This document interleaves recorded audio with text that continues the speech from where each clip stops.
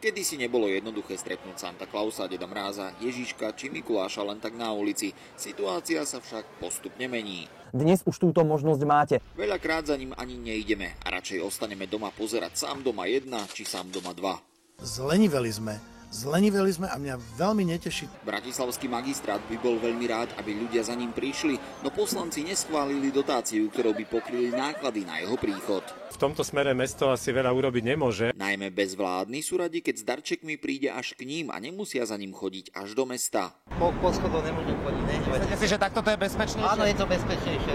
Moja noha trpí veľmi. Darčeky, ktoré ľudia objavia pod stromčekom, sú však niekedy časovanou bombou. Svoje o tom vie Katka. Prišla mi potom faktúra na dosť vysokú sumu. Hoci sa vždy ponáhľa, nie vždy stihne autobus a nie vždy sa do neho s toľkými darčekmi dostane. Nepodarilo sa mu to. Šofér mu to zakázal. Ľudia často nie sú spokojní s tým, čo dostanú pod stromček. Si zberajú a odkladajú, takže vymieňajú. A čo by si ľudia v tomto období, keď je zima, najviac želali? Tak určite klimatizáciu. Napriek tomu však na neho nedajú dopustiť. Je to dobrý človek a kamarát. Ak to ešte neviete, zistite to.